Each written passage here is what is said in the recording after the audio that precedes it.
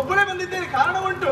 ನಿಮ್ಮಿಂದ ದುರ್ವೀಳ್ಯವನ್ನ ಪಡೆದು ಬಂದಂತ ಇಬ್ಬರು ಪುಂಡ ಹುಡುಗರನ್ನು ಎದುರಿಸುವುದಕ್ಕಾಗಿ ರಣಕ್ಷೇತ್ರದವರೆಗಾಗಿ ಹೊರಟು ಹೋದವರು ನಾನು. ಬಂದಂತ ಒಬ್ಬಾತ ಹುಡುಗರೊಂದಿಗೆ ಯುದ್ಧವನ್ನ ಪ್ರಾರಂಭಿಸಿದೆ. ಪರಿಣಾಮವಾಗಿ ನನ್ನ ಪಾಲಿಗೆ ಸೋಲಾಯಿತು. ಆ ಸಮಯಕ್ಕೆ ಸರಿಯಾಗಿ ಅಲ್ಲಿವರೆಗಾಗಿ ಭ್ರಮರಕುಂತಳೆ ಬಂದು ಯುದ್ಧವನ್ನ ಮುಂದುವರಿಸಿದಳು. ಪರಿಣಾಮ ಅವಳ ಪಾಲಿಗೆ ಜಯವಾಯಿತಮ್ಮ. ನನ್ನ ಮಂತ್ರಿಣಿಯೇ ಅವಳು.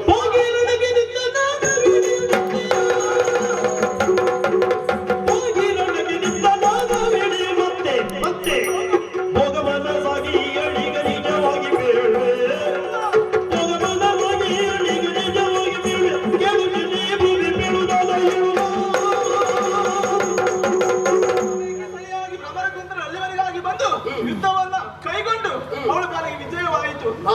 ಆ ಸಮಯಕ್ಕೆ ಸರಿಯಾಗಿ ಮತ್ತೊಬ್ಬ ಹುಡುಗ ಅಲ್ಲಿವರೆಗಾಗಿ ಬಂದಮ್ಮ. ಬಂದಂತ ಸಮಯದಲ್ಲಿ ಅವರೊಂದಿಗೆ ಅವಳು ಯುದ್ಧ ಮಾಡಲಿಲ್ಲ. ಏನ್ ಮಾಡಿದ? ಅವರನ್ನು ಕಂಡೆ ಹೆದರಿ ಹೋದ. ಅವನ ರೂಪಾತಿಶಯಕ್ಕೆ ಮಾರು ಹೋಗಿ ಅವನೊಂದಿಗೆ ಕೈ ಹಿಡಿದು ಓಡೋಗಿದ್ದಾರೆ.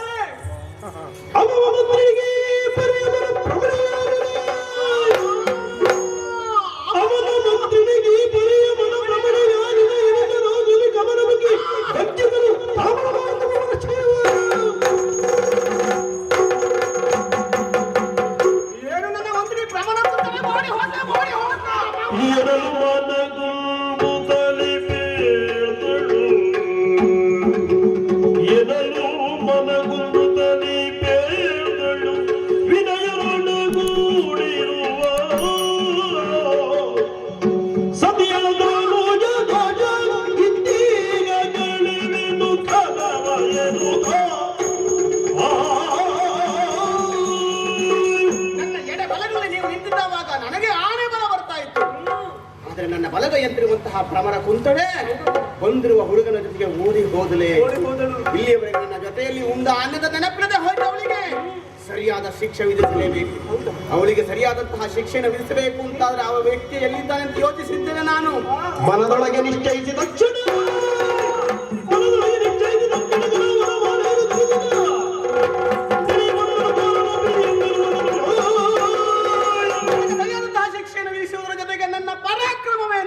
ನನ್ನ ಶಕ್ತಿ ಸಾಮರ್ಥ್ಯಗಳು ಎಷ್ಟು ಏನೆನ್ನುವುದನ್ನ ಆ ಹುಡುಗರಿಗೂ ಮನವರಿಕೆ ಮಾಡಿಸಬೇಕು ಅಂತಾದ್ರೆ ಅವಳಿಗೆ ಶಿಕ್ಷೆ ವಿಧಿಸುವುದು ನಾನಲ್ಲ ಸಮರ್ಥನಾದ ವ್ಯಕ್ತಿ ಇದ್ದಾನೆ. ಆತ ಗಂಡಾರಣ್ಯಕಧಿಪತಿ.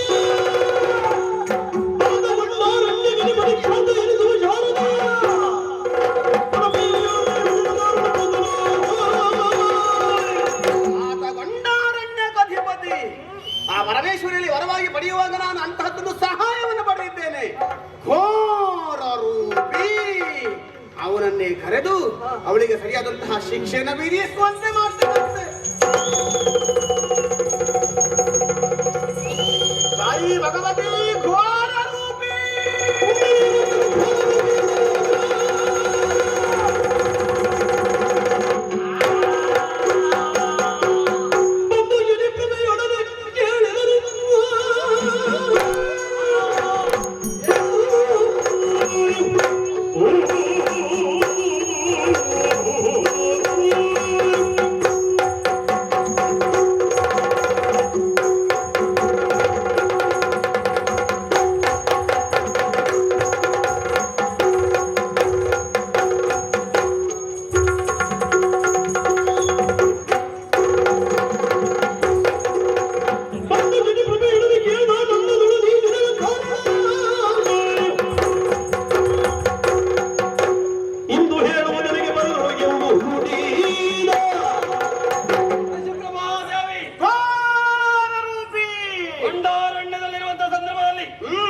ಸ್ಮರಿಸಿಕೊಂಡಿಯಲ್ಲ, ಯಾಕೆ ನನ್ನನ್ನು ಸ್ಮರಿಸಿಕೊಂಡೆ ಹೇಳು.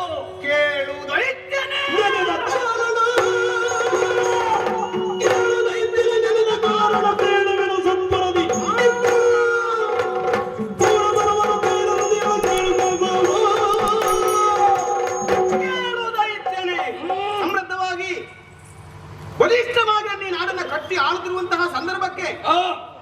ಯಾರು ನುಸುಳಲಾರದ ಪರಿಸ್ಥಿತಿಯಲ್ಲಿ ಹುಡುಗರಿಬ್ಬರು ಬಂದರು ಎನ್ನುವಂತ ವಿಚಾರವನ್ನು ಕೇಳಿದೆ ನಾನು ವನಪಾಲಕಿಯಿಂದ.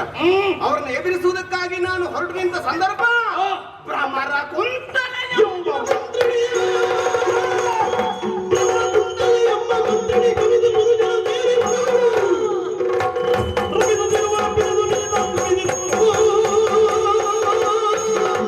ನಾನು ಯುದ್ಧಕ್ಕೆ ಹೊರಟು ನಿಂತಹ ಸಂದರ್ಭದಲ್ಲಿ ನನ್ನ ಎದುರಾಗಿ ಬಂದಂತ ನನ್ನ ಮಂತ್ರಿ ಭ್ರಮರ ಕುಂತಳೆ ಎನ್ನುವವಳು ತಡೆದ್ಲು.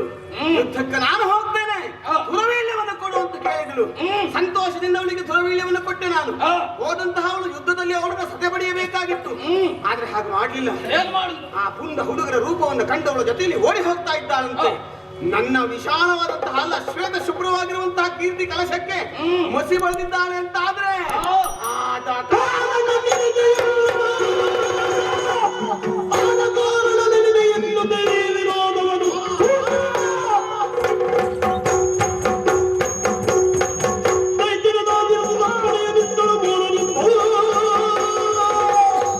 ನನ್ನ ಕೀರ್ತಿ ಕಲಶಕ್ಕೆ ಕೈಕಿರುವಂತಹ ಮಸಿ ಬಳಿದಿರುವಂತಹ ಭ್ರಮರ ಕುಂತನಿಗೆ ಸರಿಯಾದ ಶಿಕ್ಷೆ ಆಗಬೇಕು ಅಂತಾದ್ರೆ ಹೋಗು.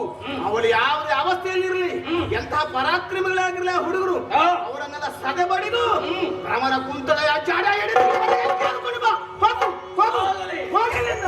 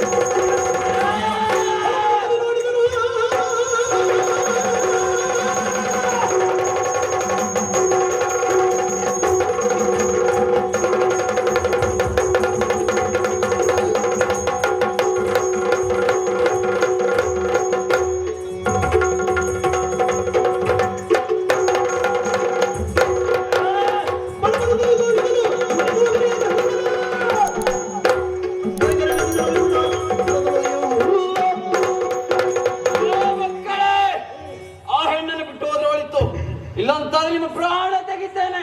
ಏನಕ್ಕೆ ಹೇಳು ಕಪಾಲ.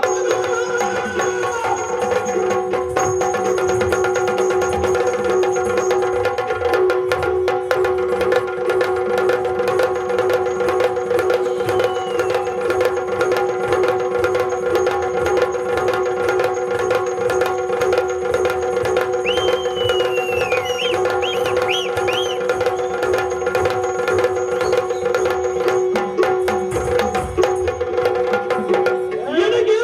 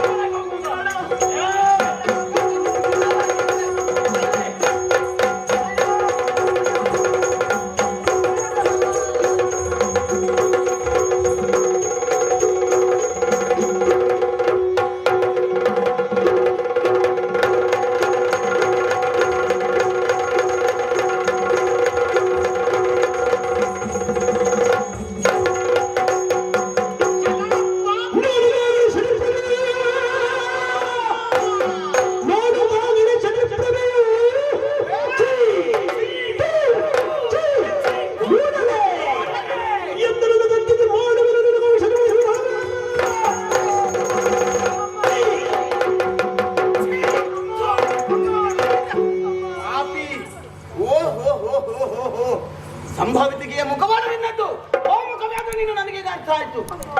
ನಾನು ಹೊರಟು ನಿಂತಾವಾಗ ಎಚ್ಚರಿಸಿದೆ, ನಮ್ಮಲ್ಲಿ ಯಾರಾದರೂ ಹುಡುಗಿಯರು ಆ ಹುಡುಗರನ್ನ ಕಂಡು ಮೋಹಿಸಿದ್ರೆ ಬಾಯಿ ಮೇಲೆ ಬಾಯಿ ಹಾಕಿ ಮಾತಾಡ್ತೀರ ನೀನು. ಅವರ ಕೈ ಕತ್ತರಿಸ್ತೇನೆ, ಕಣ್ಣು ಕೇಳ್ತೇನೆ. ಏನಮ್ಮ ಏನಮ್ಮ ಸಿಟ್ಟು ಮಾಡಬೇಡಿ ಅಮ್ಮ ಅಂತ ಹೇಳೋದಕ್ಕೆ ಅಧಿಕಾರ ಇಲ್ಲ ನಿನಗೆ ಪಾಪಿ. ಸಿಟ್ಟು ಬರ್ದ ಇನ್ನೇನಾಗ್ತದೆ? ಇಷ್ಟು ಹೊತ್ತಿಗೆ ನನಗೆ ಕೊಲ್ಲಬೇಕಾಗಿತ್ತು. ಅದಲ್ಲ, ನಿನ್ನ ಅಣ್ಣದ ನೆನಪಿಲ್ಲದೆ ಅವರ ಜೊತೆಯಲ್ಲಿ ಓಡಿ ಹೋದಲ್ಲ, ನಿನ್ನ ಕೈ ಕಾಲು ಕಣ್ಣು ತೆಗೆಯುವುದಕ್ಕಿಂತ ಒಂದೇ ಸಾಕು. ಅರಿಕ್ಷಣ ಸೈರಿಸಬೇಕು. ಸಿಟ್ಟಿನ ಕೈಗೆ ಬುದ್ಧಿಯನ್ನು ಕೊಟ್ಟು ತಾಳ್ಮೆಯನ್ನು ಕಳೆದುಕೊಳ್ಳುವುದಕ್ಕೆ ಮುಂದಾಗಬೇಡಿ. ಹಿಡಿದಿರುವ ಕೂರಸಿಯಿಂದ ಅವಳನ್ನು ಕಡಿದಿರಿ ಅಂತ ಆದ್ರೆ ಆ ನೀವು ಹಿಡಿದಿರುವಂತ ಕೂರಸಿ ಮಲಿನವಾಗಿ ಹೋಗ್ತದೆ, ಅವಳ ನೆತ್ತರದಿಂದ ಪೃಥ್ವಿ ಹಾಳಾಗಿ ಹೋಗ್ತದೆ. ಬೇಡಮ್ಮ, ಸಣ್ಣ ಶಿಕ್ಷೆಯನ್ನು ಕೊಟ್ಟು ಬಿಟ್ಟು ಬಿಡಿ ಅಮ್ಮ. ಓಡಿ ಹೋಗುವಳು ಅವಳು, ತಲೆ ಕಡಿತೇನೆ ಅಂತ ತಡಿಲಿಕ್ಕೆ ಇವಳು ಕರ್ಕೊಂಡು ಬಂದಿದ್ರು. ಮತ್ತೆ ಯೋಚಿಸಬೇಕಾದದ್ದು ಹೌದು.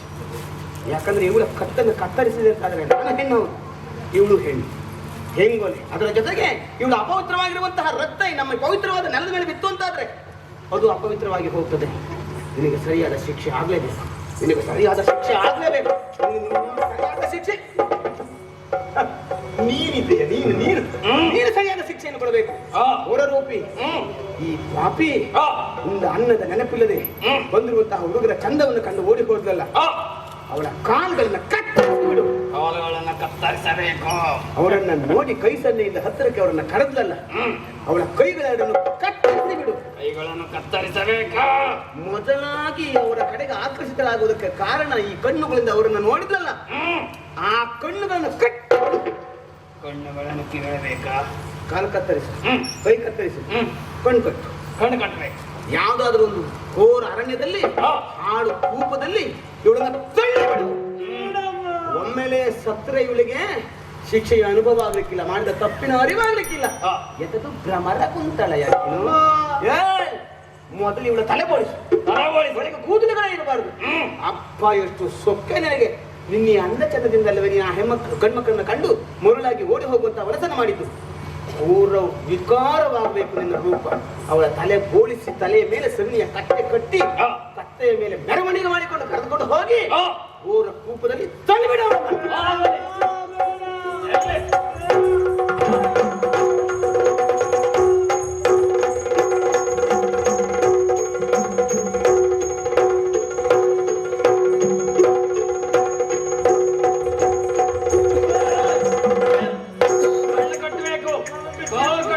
ಕೈ ಕಟ್ಟಬೇಕು. ಜೋರಿಣಿ, ಕೆಟ್ಟ ಹೆಣ್ಣೆ, ಈ ರಾಜ್ಯಕ್ಕೆ ಕಳಂಕಿತ ನೀನು. ಒಬ್ಬಳಲ್ಲ, ನೀನು ಇಲ್ಲದಂತಾದ್ರೆ ನಮ್ಮ ರಾಜ್ಯದ ಹೆಸರು ಹಾಳಾಗ್ತದೆ. ಏನಿಲ್ಲ, ನಿನ್ನ ಬಿಡುವುದಿಲ್ಲ.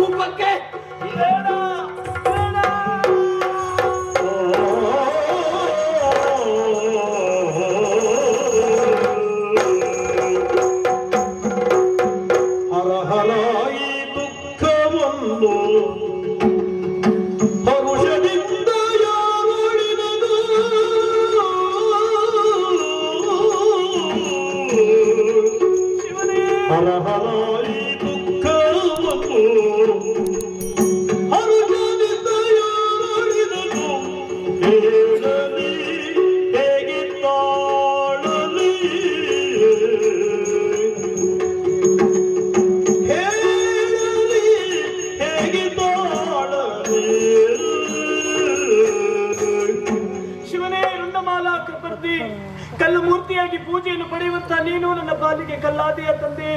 ನಾನೇನು ಅಪರಾಧ ಮಾಡಿದ್ದೇನೆ? ಹೆಣ್ಣಾದಂತ ನಾನು ಪುರುಷನನ್ನು ಕಂಡು ಮದುವೆ ಆಗಬೇಕು ಅಂತ ಆಸೆ ಪಟ್ಟಿದ್ದು ತಪ್ಪೆ. ಅದಕ್ಕೆ ಸರಿಯಾಗಿ ಆತನನ್ನೇ ಮದುವೆ ಆಗುತ್ತೇನೆ ಅಂತ ಅಭಿಪ್ರಾಯವನ್ನು ವ್ಯಕ್ತಪಡಿಸಿದ್ದು ತಪ್ಪೆ. ಇದು ಯಾವುದನ್ನು ಅರಿಯದೆ ನನ್ನ ಒಡತಿ ಘೋರ ರೂಪಿಯಿಂದ ಹಾಳು ಕೂಪಕ್ಕೆ ಹಾಕಿ ಬಿಟ್ಲಲ್ಲ. ನನ್ನನ್ನು ರಕ್ಷಿಸುವವರು ಯಾರೂ ಇಲ್ಲವಾ ತಂದೆ? ನೀನೇ ರಕ್ಷಣೆ ಮಾಡಪ್ಪ, ನೀನೇ ರಕ್ಷಣೆ.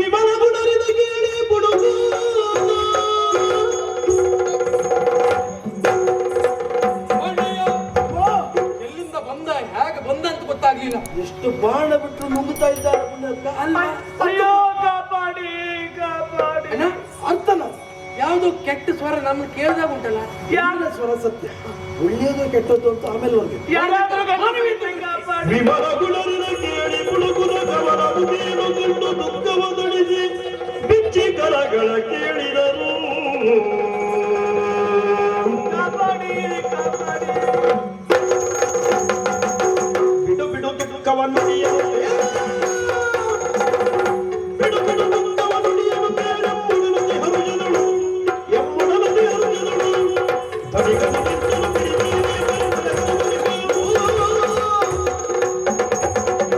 ಬಿಟ್ಟಲು ರಕ್ಷಿಸಿದವರು ನೀವು. ರಕ್ಷಿಸ್ತೇನೆ ಅಂತ ಆಗ ಮಾತು ಕೊಟ್ಟದ್ದು ಹೌದು, ರಕ್ಷಣೆ ಮಾಡುವುದಕ್ಕಾಗಲಿಲ್ಲ. ಈಗ ನಿನ್ನ ಪರಿಸ್ಥಿತಿ ಏನಾಯ್ತು ಅಂತ, ಯಾರಿಂದ ಹೀಗಾಯ್ತು ಅಂತ ಹೇಳು. ಹೆದರಬೇಕಾದಂತ ಅಗತ್ಯವೇ ಇಲ್ಲ. ಒಂದು ಸಮಸ್ಯೆನ ಪರಿಹಾರ ಮಾಡುವುದಕ್ಕೆ ನಾವಿದ್ದೇವೆ. ಆಲಿಸಬೇಕು. ಎಡೆಗೇಳು ತಲದಿ ವಿನಯದಿ ನುಡಿದಳು ಗಗನರವಾಸೆದಳು. ಎಡೆಗೇಳು ತಲದಿ ವಿನಯದಿ ನುಡಿದಳು ಗಗನರವಾಸೆದಳು. ಮನದೊಳು ಜಯಿಪವೆ ನೆನೆಯಲು ಬರುವುದು ತನುಜನು ರೋಷದೋಳು. ಕಾಣಿಯ ಬಡಿಸುತ್ತ ತಾಳಿಯ ಹೊರಗದ ಮಾಲೆಯ ಬಲುಮಿಯುಳ್ಳು. ಗೋಳು ಹುಟ್ಟಿಸುವಳು ಸೋಲಿಸಿರಳು ತಾಳಿ ತ್ರಿಗುಣಗಳು. ತಾಳಿಯ ಬಡಿಸುತ್ತ ತಾಳಿಯ ಹೊರಗದ ಮಾಲೆಯ ಬಲುಮಿಯುಳು. ನನ್ನ ತಾಯಿ ತಾನಾಗಿ ಬೆರೆಯುವುದಕ್ಕೆ ಆಕೆ ಹಿಂದೆ ಪ್ರಬಲವಾದಂತ ಶಕ್ತಿಯೇ ಅಡಕವಾಗಿದೆ.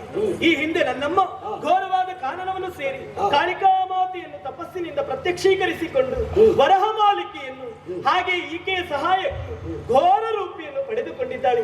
ಈಕೆ ಸಂಕಷ್ಟದಲ್ಲಿದ್ದಾಗ ಗೊಂಡಾರಣ್ಯದ ಅಧಿಕಾರಿಯಾದಂತಹ ಘೋರ ರೂಪಿಯನ್ನು ಕರೆದದ್ದೇ ಹೌದು ಅಂತಾದ್ರೆ ಬಂದು ಈಕೆಗೆ ಸಹಕರಿಸ್ತಾನೆ. ಅಷ್ಟೇ ಅಲ್ಲ, ವರಹ ಮಾಲಿಕೆಯನ್ನು ಧರಿಸಿ ಆಕೆ ಯಾರೊಡನೆ ಯುದ್ಧಕ್ಕೆ ಹೋಗುತ್ತಾಳೋ ಅವರ ಅರ್ಧ ಶಕ್ತಿ ಎನ್ನುವಂಥದ್ದು ಇವಳ ಪಾಲಾಗುತ್ತದೆ. ಹಾಗಾಗಿ ಅವಳನ್ನು ಗೆಲ್ಲುವುದಕ್ಕೆ ಸಾಧ್ಯವಿಲ್ಲ. ಮಾಲೆಯನ್ನು ತಪ್ಪಿಸಬೇಕು. ಹಾಲವನ್ನು ತರುವಾಗೆ ಸರಿಯಾದ ದಾರಿಯನ್ನು ತೋರಿದವಗೆ ಸರಿಯಾದ ದಾರಿಯನ್ನು ತೋರಿದವಗೆ ಸಾರಿದೆಂದವು ಮುನ್ನ ದಾರಿಯು ಮಾಡಿದನು.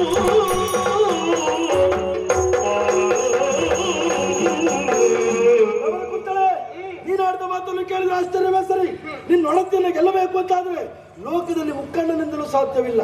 ಯಾಕೆ ಗೊತ್ತಾ, ಆ ಮಾಲೆಯನ್ನು ಧರಿಸಿ ಹೋರಾಟಕ್ಕೆ ನಿಂತಳು ಅಂತಾದ್ರೆ ಎದುರಿಗಿರುವಂತ ವಿರೋಧಿ ಅರ್ಧ ಶಕ್ತಿ ಅವಳಿಗೆ ಬರ್ತದೆ. ಹಾಗಾಗಿ ಅವಳನ್ನು ಗೆಲ್ಲುವುದಕ್ಕೆ ಅವಳ ಶಕ್ತಿ ಅವಳಲ್ಲಿರ್ತದೆ ಎಂಬಲ್ಲಿಗೆ ಅವಳೊಬ್ಬಳು ಶಕ್ತಿಶಾಲಿ ಎಂಬಲ್ಲಿಗೆ ಎರಡು ಮಾತಿಲ್ಲ.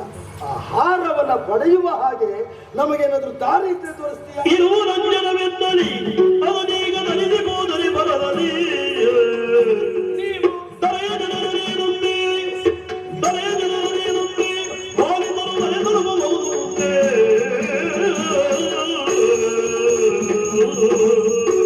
ಆಕೆ ಕೊರಳಲ್ಲಿರುವಂತಹ ಮಾಲೆಯನ್ನು ನೀವು ತಪ್ಪಿಸಿದ್ದೇ ಹೌದು ಅಂತಾದ್ರೆ ಆಕೆಯನ್ನು ಸುಲಭವಾಗಿ ಸರಿ ಹಿಡಿಯಬಹುದು. ತಪ್ಪಿಸಬೇಕು ಅಂತಾದ್ರೆ ಅದಕ್ಕೊಂದು ಮಾರ್ಗವೂ ಉಂಟು. ಹೇಗೆ? ಮಧ್ಯಾಹ್ನ ಭೋಜನವನ್ನು ಕುಂದಿಸಿದ ಬಳಿಕ ನನ್ನ ಮಾತೆ ನಿದ್ರಿಸುವ ಅಭ್ಯಾಸ ಇದೆ. ಒಳ್ಳೆ ಸಂಸ್ಕಾರ. ಮನೆಗೆ ಮತ್ತೆ ಮಾತಾಡೋದು ಬೇಡ. ಯಾವ ಮನೆಯಲ್ಲಿ ಹೆಂಗಸರು ಮಧ್ಯಾಹ್ನ ಊಟ ಆದ್ಮೇಲೆ ಮಲಗ್ತಾರೋ ಆ ಮನೆಗೆ ಮತ್ತೆ ಮಾಟ ಮಾಡುದು. ನನ್ನ ಅಮ್ಮ ಅಂತೂ ನಿದ್ರಿಸ್ತಾಳೆ. ನಿದ್ರಿಸುವಂತ ಹೊತ್ತಿಗೆ ಅವಳ ಕೊರಳಲ್ಲಿರುವಂತಹ ಮಾಲೆಯನ್ನು ಮಂಚದ ಕರಕ್ಕೆ ಬಂಧಿಸ್ತಾಳೆ. ಇದೇ ಸಮಯವನ್ನು ಸಾಧಿಸಿ ನೀವಲ್ಲಿಗೆ ಹೋದಿರಿ ಅಂತಾದ್ರೆ ಮಾಲೆಯನ್ನು ಅಪಹರಿಸಬಹುದು. ಇದೇ ಸಮಯವನ್ನ ಸಾಧಿಸಿ ನಾವು ಅಲ್ಲಿಗೆ ಹೋದ್ರೆ ಮಾಲೆ ಪಡೆಯುವುದಲ್ಲ, ನಮಗೆ ಸಾವು ಖಚಿತ. ಒಟ್ಟಾರೆ ನಮ್ ಕೊಲ್ಲುವ ದೃಷ್ಟಿಯಲ್ಲೇ ಅವಳು ಇಷ್ಟ. ಅವಳು ಮಲಗಿದ್ರು ಕೂಡ ಅವಳ ಅಂತಃಪುರದ ಸುತ್ತಲೂ ಭದ್ರ ಕಾವಲುಗಾರರು ಇರ್ತಾರೆ. ಒಳಗೆ ಹೋಗಬೇಕಾ ಬೇಡ? ಯಾರಿಗೂ ಅರಿಯದ ಹಾಗೆ ಒಳಗೆ ಹೋಗ್ಬೇಕು ಅಂತಾದ್ರೆ ಒಂದು ಮಾರ್ಗ ಉಂಟು. ತಸ್ಕರರೊಂದಿಗೆ ಒಳ ಪ್ರವೇಶ ಮಾಡಬೇಕು ಅಂತಾದ್ರೆ ಬೇರೆ ದಾರಿ ಇರ್ಬೇಕಲ್ಲ. ನನ್ನಲ್ಲುಂಟು ಉಪಾಯ. ಯಾವುದು? ಅಂಜನ. ಇದೇ ರೀತಿ ನೀವು ಮಾತಾಡ್ತಾ ಹೋದ್ರೆ ಹಚ್ಕೊಳ್ಳೋದೇ ತಲೆಗೆ. ನೋವು ನಿವಾರಕ ಅಂಜನ ಅಲ್ಲ, ಇದು ಸಮಸ್ಯೆ ಪರಿಹರಿಸುವ ಅಂಜನ. ಅಮೃತಾಂಜನ ಅಲ್ಲ. ಇದು ಯಾವ ಅಂಜನ? ಇದು ಅದೃಶ್ಯ ಅಂಜನ. ಏನಿದರ ವಿಶೇಷತೆ? ಯಾರು ಈ ಅಂಜನವನ್ನು ಲೇಪಿಸ್ತಾರೋ ಅವರು ಯಾರ ಕಣ್ಣಿಗೂ ಕಾಣಿಸುವುದಿಲ್ಲ, ಅವರಿಗೆ ಮಾತ್ರ ಎಲ್ಲವೂ ಕಾಣುತ್ತದೆ. ಈ ಅಂಜನವನ್ನು ಲೇಪಿಸಿ ನೀವು ಅಂತಃಪುರವನ್ನು ಸೇರಿದ್ದು ಹೌದು ಅಂತಾದ್ರೆ ಸುಲಭವಾಗಿ ಮಾಲೆಯನ್ನು ಅಪಹರಿಸಬಹುದು. ಅವಳು ಮಾತು ಒಟ್ಟು ಬೇಡ. ಯಾಕ? ಅವಳು ಮೊದ್ಲಿಂದ ಪ್ರಕರಣ ಮಾಡ್ತಾ ಬಂದವಳೆ. ಬೇಡ ಬೇಡ ಅಂದ್ರು ನಮ್ಮ ಒಟ್ಟಿಗೆ ಬಂದು ಹಾ. ನಮ್ಗೆ ಕಷ್ಟ ತಂದು ಆ ಗೋರು ರೂಪಿ ಅವ ಅಲ್ಲಿದ್ರೆ ಬರ್ತಿದ್ದ. ಅವಳ ಮಾತಿನಲ್ಲಿ ಕಪಟತನವಿಲ್ಲ, ಮುಖದಲ್ಲಿ ವಂಚನೆ ಕಾಣ್ತಾ ಇಲ್ಲ. ಪೂರ್ಣ ನಂಬುವುದಿಲ್ಲ ಅಂತ ನನ್ನಂತೂ ವಿಶ್ವಾಸ ಇಲ್ಲ ಅವ್ನಿಗೆ. ನೀನ್ ನಂಬುದು ಬೇಡವಾ? ಅಲ್ಲ ಮತ್ತೆ ತುಂಬುದು ಬೇಡ ಅಂದ್ರೆ ಹೋಗ್ತಾನೆ, ಮತ್ತೆ ಧರಿಸ್ಕೊಂಡ್ರೆ ಮತ್ತೆ ನಿನಗೇನಾದ್ರೂ ಆದ್ರೆ ಪರೀಕ್ಷೆ ಮಾಡಿ ನೋಡು. ಈ ಮೈದುನ ಅನುಮಾನದ ಪಿಶಾಚಿ. ಅಯ್ಯ, ಇನ್ನು ಆಯ್ತಲ್ಲ. ಎಂತದ್ದು? ಅದು ನಾವು ಮದುವೆ ಆದ್ಮೇಲೆ ಮೊದಲು ಸರಿ ಮಾಡ್ಬೇಕು. ಈಗಲೇ ಅನುಮಾನ ಈ ವಿಷಯ ಸರಿ ಮಾಡು. ಹಾ, ಆಮೇಲೆ ಮದುವೆ. ನೀವೊಬ್ಬ ಗಟ್ಟಿ ಮಾಡ್ಬೇಡ. ಎಂತದ್ದು? ಅಂಜನ ಪರೀಕ್ಷೆ ಮಾಡ್ಬೇಕು. ಯಾರು ಹಚ್ಕೊಳ್ಳೋದು? ನೀ ಹಚ್ಕೊಳ್ಳೋದು? ನಾನಾ ನಂಗೆ ಅವಳ ಮೇಲೆ ವಿಶ್ವಾಸ ಇಲ್ಲ. ವಿಶ್ವಾಸ ಇಲ್ಲ. ನನಗೂ ವಿಶ್ವಾಸ ಇಲ್ಲ. ಅಯ್ಯ, ಕಮಲ ಪುರಜ ನನ್ನ ತಾನು ಅಂಜನನ ಅಮರ ಪಡೆಯೊಳಗಿದ್ದನು ಕಮನೀಯ ರೂಪಮಯ ಆದುದ ಸಮಯದೊಳಗಿರು ನಿಶ್ಚಯ